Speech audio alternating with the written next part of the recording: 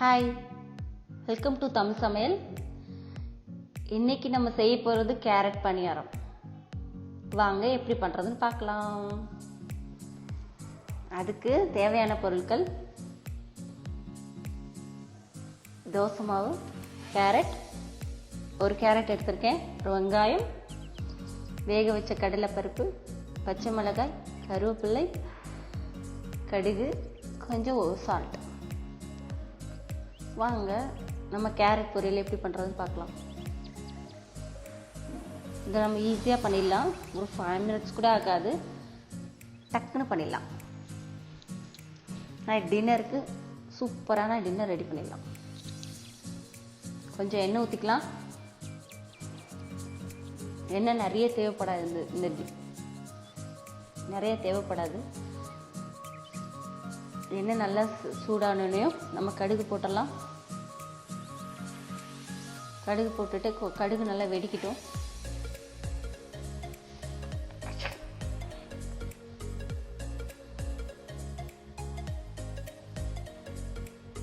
கடுகு நல்லா வெடிச்ச பிறகு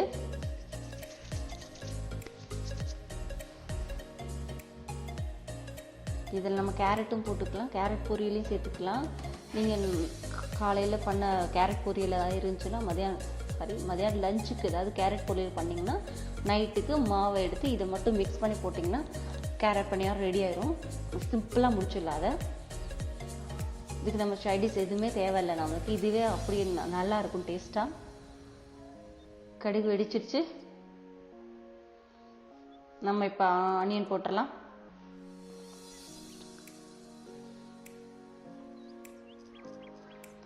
ஆனியன், கருவேப்பிலை போட்டுடலாம். நான் ஆல்ரெடி கடலைப்பருப்பு வேக வச்சு எடுத்துட்டேன். கடலைப்பருப்பு போட்டால் போடலாம், இல்லைன்னா அவங்கவுங்க விருப்பப்படி தான். அதெல்லாம் கடலைப்பருப்பு போட்டால் இந்த இதுக்கு நான் கொஞ்சம் நல்லாயிருக்கும். கேரட் பொரியலுக்கு நம்ம எல்லோரும் கடலைப்பருப்பு போடுவோம்ல, அதே மாதிரி தான் போட்டேன். நல்லா ரொம்ப பொன்னிறமாக வதங்கணும், கோல்டன் ப்ரௌனாக வதங்கணும்னு இல்லை, லைட்டாக வதங்கினா போதும். இதே மாதிரி தான், இதே மெத்தடில் நீங்கள் வரமிளகாய் சேர்த்தா பீட்ரூட் பொரியல் ரெடி. பீட்ரூட்டும் செய்யலாம். இதுக்கு பச்சை மிளகாய் பதிலாக வரமிளகாய் போட்டுக்கலாம். பீட்ரூட் பொரியலுக்கு நம்ம போட்டுட்டா பீட்ரூட்டையும் சேர்த்துக்கலாம். இதை பீட்ரூட் பணியாரமாக ஆயிடும் நமக்கு. நீங்கள் இப்போ கேரட் பொரியல், பீட்ரூட் பொரியல் பண்ணிங்கன்னா இது கேரட்டில் கொஞ்சம் பீட்ரூட்டில் கொஞ்சம் மாவு எடுத்து மிக்ஸ் பண்ணிங்கன்னா ரெண்டு பணியாரம் ரெடி வரும் உங்களுக்கு. இப்போ நம்ம பச்சை மிளகாய் சேர்த்துக்கலாம். ஏன்னா இதுக்கு கொஞ்சம் காரம் பச்சை மிளகாய் மட்டும்தான். நான் 2 எடுத்திருக்கேன், கொஞ்சம் மாவு தான் எடுத்திருக்கேன் நான். அதனால் நான் 2 பச்சை மிளகாய் எடுத்திருக்கேன். ஏன்னா நீங்கள் எக்ஸ்ட்ரா போடனாலும் போட்டுக்கலாம். ஒரு 3 பச்சை மிளகாய் போட்டுக்கலாம். ஏன்னா இதுக்கு காரம் பச்சை மிளகாய் காரம் மட்டும்தான் நம்மளுக்கு. அதனால் மாவில் மிக்ஸ் பண்ணும்போது காரம் கம்மியாகும் நம்மளுக்கு. அதனால் காரம் கொஞ்சம் எக்ஸ்ட்ராவே நீங்கள் போட்டுக்கலாம். இப்போ கேரட்டை நம்ம சேர்த்துக்கலாம். கேரட் சேர்த்து நல்லா வதக்கிக்கலாம். கொஞ்சம் சால்ட்டு சேர்த்துக்கலாம். நம்ம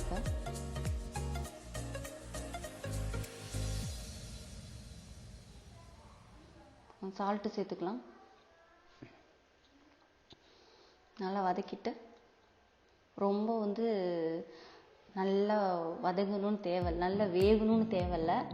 ஏன்னா நம்ம பணியாரத்தில் போட்டு நம்ம வேக வைக்க போகிறோம், பணியாரம் சுட போகிறோம்.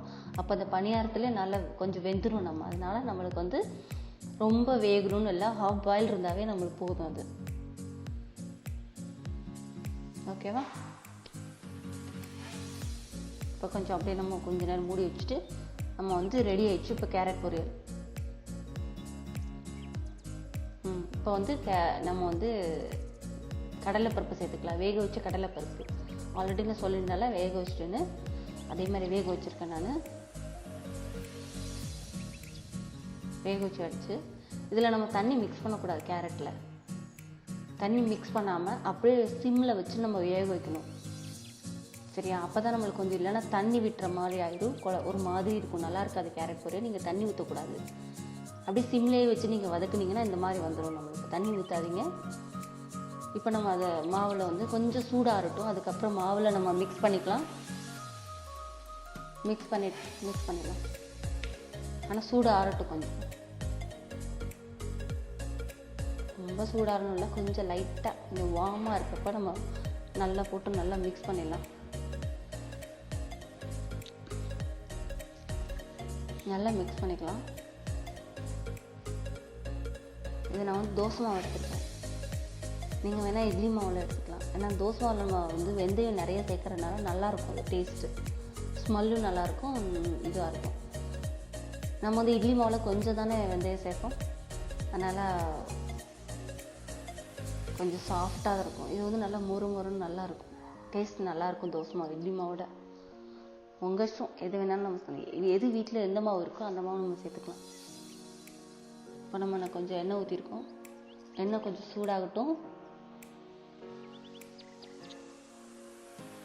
சூடான பிறகு நம்ம ஊற்றிக்கலாம் பணியாரத்தை. நிறைய அதை வலிய ஊற்றணும்னு இல்லை, கொஞ்சம் முக்கால் இதுக்கு ஊற்றினா போதும். ஏன்னா நம்ம திருப்பி போடும்போது இதாகும், வேகும்போது கொஞ்சம் நிறைய வரும்ல மாவு, கொஞ்சமாக ஊற்றிக்கலாம். நம்ம இப்போ பெருசாக ஊற்றணும் இல்லை, கொஞ்சம் மீடியமாக ஊற்றிக்கலாம்.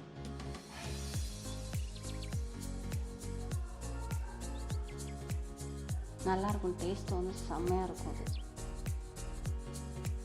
செம்ம டேஸ்டான பணியாரம் ரெடி ஆகும். இதை செஞ்சு பாருங்கள் எப்படி இருக்குன்னு.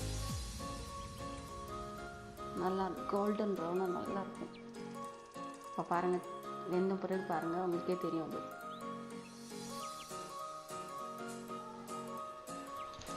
அது இது என் பொண்ணுக்கு ரொம்ப பிடிக்கும். இது கேரட் பணியாரம்.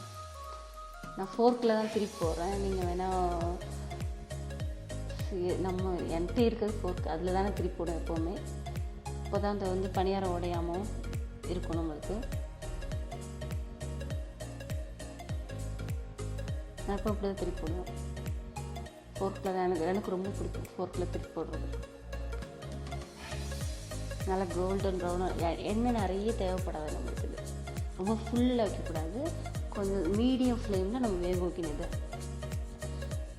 வேக வச்சு நம்ம எடுத்துட்டோன்னா கோல்டன் ப்ரௌனாக சூப்பராக ரெடி ஆகிடும் நம்மளுக்கு. எப்படி இருக்குது பாருங்கள். இதுக்கு சூடாக சாப்பிடணும், இது சூடாக சாப்பிட்டா நல்லாயிருக்கும்.